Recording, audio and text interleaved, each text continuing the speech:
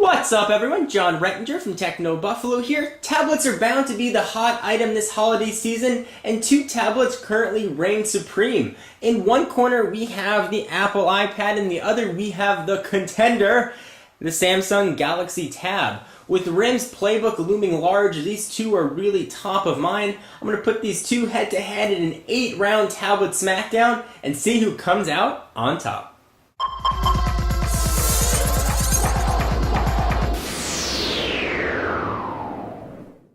These types of comparisons are bound to enrage fans on either side. I think the comments will be fun to watch. The 8 rounds are going to break down into display, operating system, wireless storage, camera, browser performance, and battery life. We will declare a winner. There are obviously a myriad of other topics we could choose from.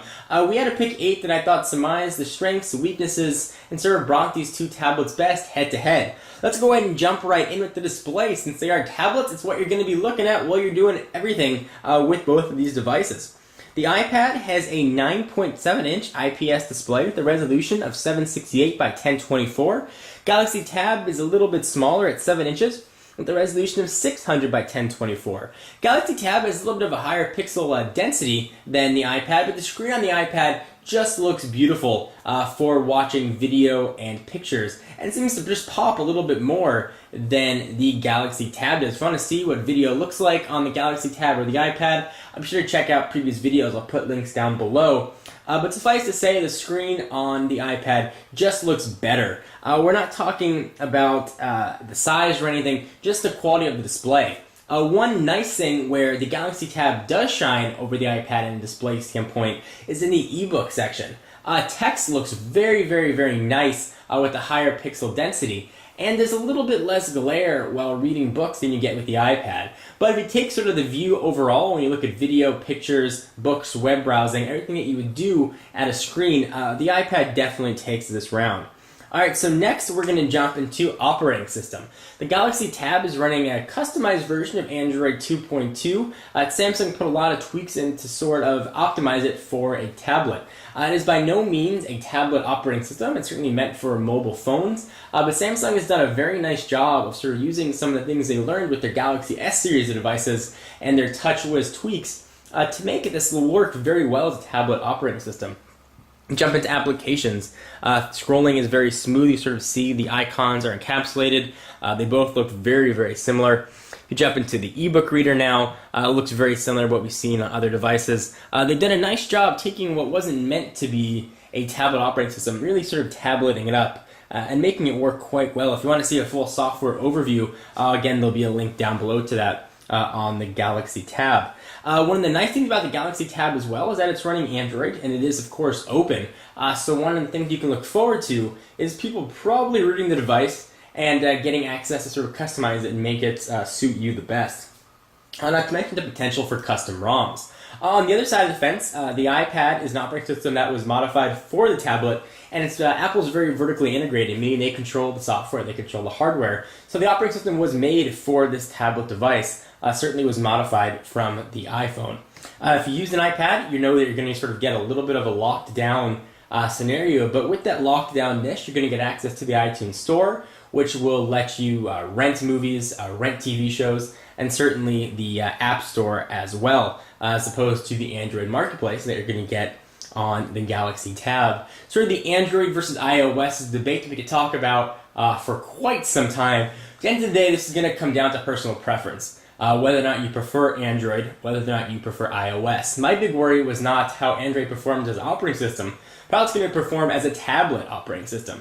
And I've seen Android tablets not perform all that well, but Samsung has done a really nice job about making Android work very nicely on a tablet device. So this round, personal preference, definitely has to be a draw. Next, let's talk about wireless. These things don't have Ethernet ports, so they got to rely on wireless signals to get all their network information. The iPad, of course, comes with Wi-Fi, and you can get a AT&T 3G version. The Galaxy Tab, of course, is Wi-Fi as well, but will be available on every carrier in the US and a myriad of carriers abroad as well, so you can pick the best network service for you. And you can choose pay-as-you-go plans for each of the carriers, so you're not limited to just one. You can choose whether or not you want to even access that wireless information. So because you can pick your carrier, you're not limited to one. If you don't get good AT&T service, you can go with Verizon, you can go with Sprint or T-Mobile, depending on where you're going to be. They're all going to offer a flavor of the Galaxy Tab. So that definitely gives the Galaxy Tab a very nice edge in the wireless department. And this is a category that's really important to some people. If you're not near Wi-Fi and you want to have a signal and sort of use this as a media device or use it for a business device, you need to have a signal wherever you are, and being able to pick the network of your choice really is a nice boon for the Galaxy Tab. So next, let's talk about storage. Got to store some things on these devices. The iPad, you're going to be able to get 16 or 32 gigabyte configurations. And at this point, let me jump in and say I'm not mentioning price on purpose. These videos sort of are viewed over a long period of time, and pricing on these devices change expectedly pretty regularly, specifically the Galaxy Tab. Apple's prices are pretty solid, starting at $499. But the Galaxy Tab, the prices are bound to fluctuate from carrier to carrier and from region to region.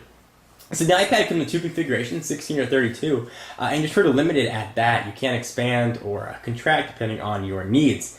The Galaxy Tab, the base one, comes in at 16 gigabytes, but it does feature on the side a micro SD card slot where you can go and edit and put in as big a card as you want, sort of make this customized a little bit better for you. And I'm not really going through and showing all these things with the operating system that I'm talking about. In the interest of time, I want to just give you a general overview and talk about them. So because the Galaxy Tab lets you pick as much storage as you want, if 32 is not enough, you can certainly keep going up. You can add a 32 gigabyte card and tack that onto your 16 gig of internal storage. You have, again, a bit more flexibility with the Galaxy Tab, which probably ties into the openness of Android. So from a storage standpoint, the Galaxy Tab is also going to take this round. And I would be remiss to not talk about cameras when dealing with two tablets. And that's one area really where the Galaxy Tab is definitely a winner. Just the fact that it has a camera. And it does actually have two cameras. It's got a 1.3 megapixel sensor on the top, and it's got a 3 megapixel camera with autofocus and flash on the back. The iPad clearly is without any sort of camera, and that's important to a lot of people. I thought it was one of the big determining factors, and that really separated differences between these two. So if you're noticing a trend here, the Galaxy Tab is also going to take this round. So I've done a lot of overviews on the browsers and sort of what each of them look like, and sort of the nuances of each. I will say that Android browser is Android browser you've seen on really every other Android phone, and the iOS browser and mobile Safari is really what you've seen on the iPhone and the iPad many times before. Main difference here, this has been tweaked a little bit for the tabletness, I would say. You get a little more graphical niceness, I would say, but you also get full Flash 10.1 support, which may not be important to you, or it may be essential to you.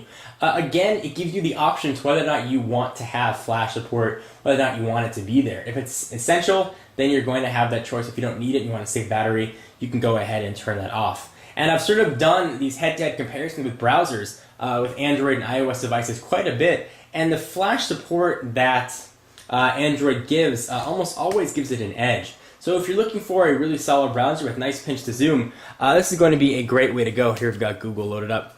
Galaxy Tab is once again going to take the browser round.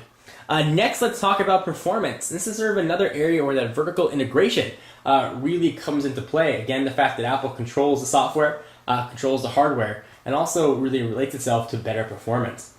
These two tablets are all kind of distant cousins. Apple's A4 chip and Samsung's Hummingbird are both clocked at 1 gigahertz and really sort of share a lot of similar architecture. However, the performance on the iPad is a bit snappier, despite sort of the same clock speed. So when you sort of come down to multitasking, which sort of the iPad does iffy with iOS 4.2, sort of just using general things like iBooks and other devices, it's just a little bit faster. Viewing video, it loaded a little bit quicker. Video looked a little bit smoother. The iPad is just noticeably a little bit quicker. It's something that you have to really use both devices to really get a sense of the nuances. But suffice it to say, the iPad is definitely going to take this round. Alright, next let's talk about battery. You're probably going to want to use these things for a little while. The iPad is sort of a very easy category to judge. The iPad's a bit larger. It's got a bigger battery, clocking in about 10 hours of usage. Whereas the 7-inch Galaxy Tab has a 7-hour battery life. So that's sort of how those are going to break down. So we put these two through 8 rounds, and I can already hear the comments going crazy down below. I try to be as objective as possible and sort of leave personal opinions out of it and look at these like someone who didn't know much about either device. So we have 8 rounds total. I'll sort of run them through you again. Display went to the iPad. OS was a draw. Wireless went to the Galaxy Tab, which I also should have mentioned that the European version has the ability to make phone calls as well. Storage went to the Galaxy Tab. Camera, of course, went to the Galaxy Tab. Browser went to the Galaxy Tab for Flash. Coming back across the board, and the iPad took performance, and the iPad took battery life, which gives us a total of iPad 3, Galaxy Tab 4, tie 1.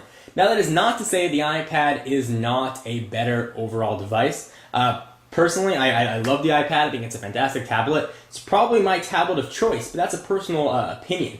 Coming in objectively, the Galaxy Tab offers a bit more flexibility for the user. If you need more storage, you have that option. If you need different carriers to give you better network support depending on where you are, you have that option. If you're in Europe and you want to use it as a phone with a Bluetooth headset, you have that option. If you want to customize it, because it's Android and it's open, you have that option. You have a lot of options with the Galaxy Tab that you don't have with the iPad. If you're willing to live within Apple's limitations, which like a lot of people obviously are, you're going to get a fantastic tablet in the iPad.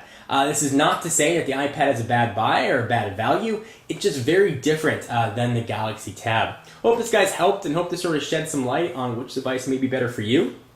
I am John Rettinger from Techno Buffalo, and I'll see you in the next video. Bye-bye.